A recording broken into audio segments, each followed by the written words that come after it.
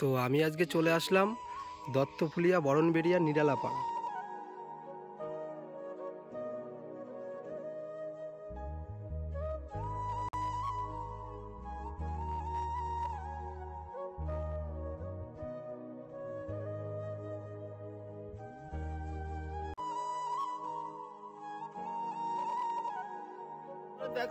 বাঁচিয়েছে না তারপরে বাঁচতাম না, দিন শেষ হয়ে গেল।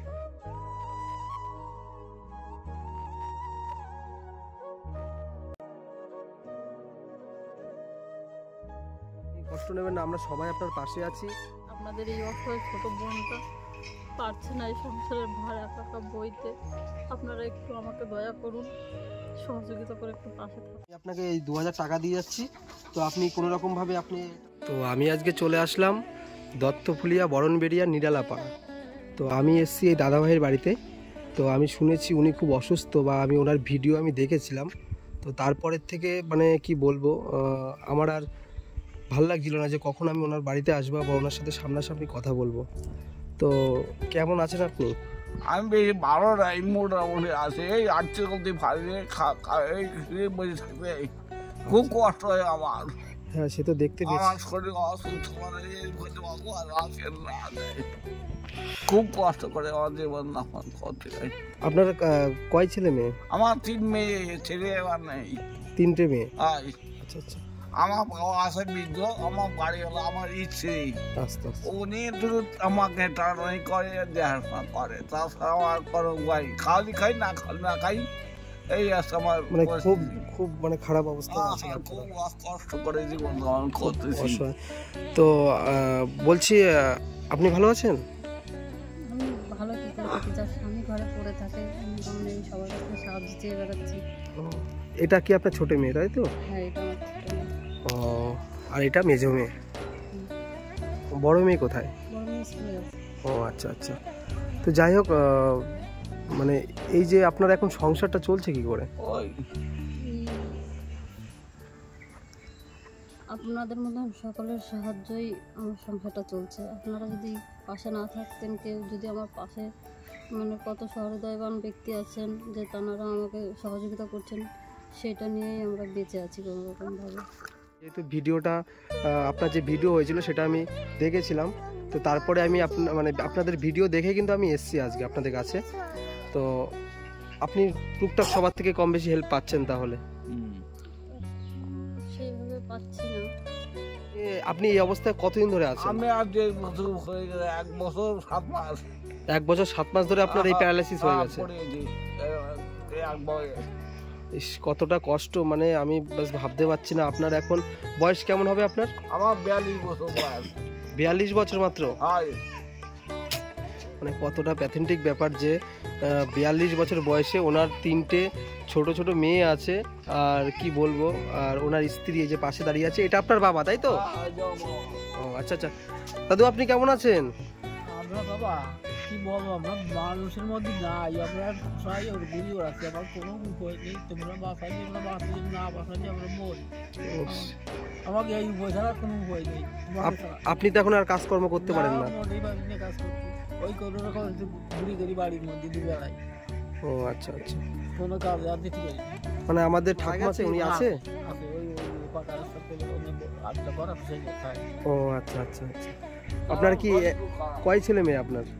2 ছেলে আর 1 মেয়ে। ছেলে মেয়ে আবার এই মার্চ 6 সাথে গেল ক্যান্সারে মারা গেছে। ইস, মানে এটা ছোট ছেলে। মানে আপনার কতটা কষ্ট লাগে আপনার, যে আপনার ছোট ছেলে এই বয়সে এই পরিস্থিতি হয়ে গেছে? বিরাট কষ্ট। আমার তো কষ্ট, না খাওয়া কষ্ট, কত কষ্ট করতে। থাক, কান্না করবেন না। আমরা থাক, কান্না করবেন না, আপনি কষ্ট নেবেন না, আমরা সবাই আপনার পাশে আছি। আর আমার এই যে ভিডিও সবাই যারা যারা দেখছে, সবাই আপনাদের পাশে দাঁড়াবে, কোনো রকম চিন্তা করবেন না।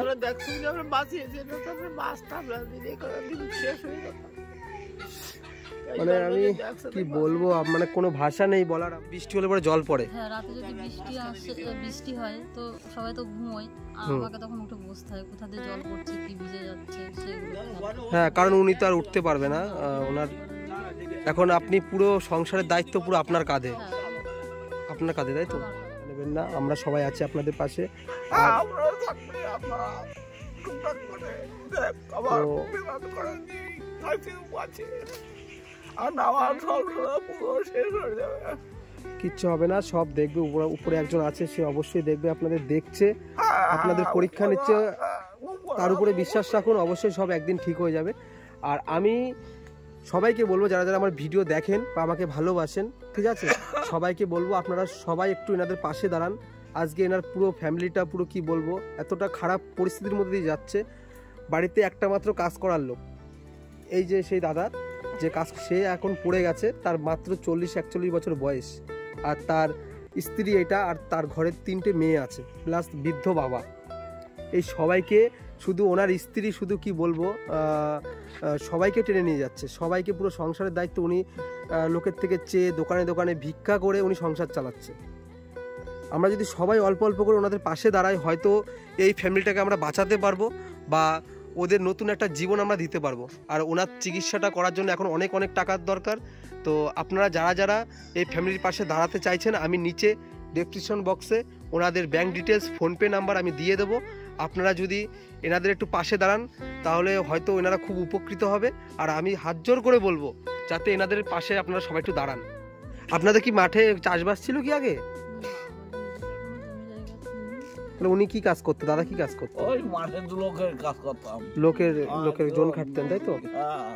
আচ্ছা আচ্ছা। কোনো চিন্তায় কাজ করে যেতাম, ওই তো মাঠে লোকের কাজ করে যেতাম, সেটাই 2 মাস 3 মাস কাটাতাম, আসে বাড়ি 2 মাস থাকতাম, এই করি আমার বাস হতাম। বাড়ি একটা বিয়ে আনলে ওই ভয় জমি দিয়ে সংসারটা এই ভয়টা নিয়ে আনছি। আপনার মাসে কয় টাকা ওষুধ লাগে ওনার? মাস 7,000 আগের কিনা হয়েছিল, 7,500 টাকা এক মাসের ওষুধ। আচ্ছা। ফিজিওথেরাপি আছে ওনার। আচ্ছা, ফিজিওথেরাপি করতে হয়, তাই তো? হ্যাঁ, ডাক্তারবাবু বলেছেন ফিজিওথেরাপিটা করতে হবে। তার মানে এখন ফিজিওথেরাপি ঠিকঠাক টাইম মতো করা হচ্ছে না, বন্ধ আছে পয়সার জন্য। আমি ওষুধও শেষ, আমি ডাক্তারও দেখাতে পারছি না, ফিজিওথেরাপিও করতে পারছি না। কি বলবো, মানে আপনার এতটা চাপ, মানে কি বলবো, আপনার মেয়েরা সবাই ঠিকঠাক পড়াশোনা করছে, ওদের ঠিকঠাক পড়াশোনা খরচা আপনি চালাতে পারছেন না, সঠিকভাবে পেরে উঠি না। ওই কোনোরকমভাবে এই বছরটা তো চললাম, সামনের বছরটা চিন্তা করছি যে সামনে যে জানুয়ারি মাস আসছে, ওদের নতুন ক্লাস, নতুন বই খাতা বা নতুন সব কিছু আমি দিতে পারবো কি না জানি না। সেটাও আপনাদের মতন সবাই যদি আমাকে সহযোগিতা করেন তবেই এটা সম্ভব হবে, নইলে কী হবে আমি কিছুই জানি না। তো কি বলবো, আপনারা কান্না করছেন, মানে আমি হয়তো এরকম অনেক ফ্যামিলির কাছে যাচ্ছি, মানে আমাদের এখনও এই পশ্চিমবাংলায় এরকম অনেক ফ্যামিলি আছে। তো কিছু কিছু জায়গায় আমরা গিয়ে এতটাই হতভম্ব হয়ে যাই, মানে এতটা নিজের নিশ্চুপ হয়ে যায় আপনাদের মানে পরিস্থিতি দেখে।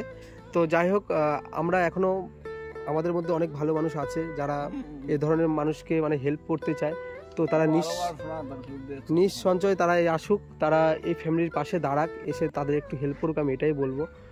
টিউশনি হয়তো শুনলাম যে 2 জায়গায় টিউশনি পড়ে, সেখানে ফ্রিতেই পড়াচ্ছে, ফ্রিতে পড়াচ্ছে। আচ্ছা আচ্ছা, খুব ভালো, একদম আমার মেয়েটা বড় ক্লাস পড়ে। যদি কোনো কাজ করা দিচ্ছি ভালো কাজ দিও মাইডারে। আচ্ছা আচ্ছা, যাই হোক, ওনার শুনলাম ওনার মেয়ে খুবই মেধাবী, খুবই পড়াশোনায় ভালো। তো আপনারা যদি ওনার মেয়ে বড়টাকে যদি কোনো রকম একটা কাজের ব্যবস্থা আপনারা করে দিতে পারেন, তাহলে হয়তো ওনারা একটু বাঁচবে। কারণ কি, মায়ের উপর পুরোটা চাপ। মা কোনো রকম রেশনের চাল দিয়ে, মানুষ যারা খায় না, যারা বিক্রি করে দেয়, সেসব রেশনের চাল এনে সে রান্না করে ছেলে মেয়েকে পালন পোষণ করছে। তো মাঝে মাঝে ওনার ওষুধের জন্য ভিক্ষা পর্যন্ত করতে যেতে হচ্ছে বাজারে বাজারে, দোকানে দোকানে। তো ভীষণ কষ্টে দিন কাটছে ওনাদের। তো আমরা যদি মানুষ হয়ে মানুষের পাশে না দাঁড়াই, হয়তো আমরা এর থেকে আর বড় ভুল আর কিছু হবে না। ভিক্ষা করতে বেরোচ্ছেন, লোকের দোকান মানে দোকানে দোকানে যাচ্ছেন, এটা কি সত্যি? সত্যি। আমি দেখবেন পঞ্চায়েত থেকেও কাগজ নিয়ে এসেছি যে আমি তো আমি দেখাবো। আচ্ছা, আপনি দেখান তাহলে, আমি দেখি একটু, অসুবিধা নেই। তাহলে মানে এই যে আপনি এই বাস ধরে ধরে হাঁটেন, তাই তো? সকাল বিকাল হাঁটেন। আপনি একটু চেষ্টা করুন আর নিজের মনে একটু জোর রাখুন, আপনি ঠিক হয়ে যাবেন। আপনাকে কি বলবো, অনেকে আশীর্বাদ করছে, সবার আশীর্বাদ আপনার মাথার উপরে।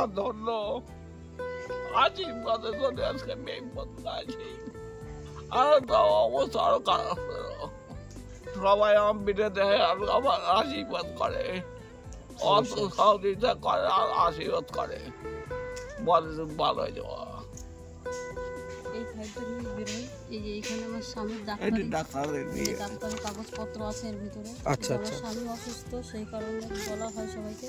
আর আমি যে অসহায় আমার যে কিছু নেই তার জন্য এই যে পঞ্চায়েত থেকে একটা সার্টিফিকেট এনে আপনি ওটা ইয়ে করছেন তাই তো?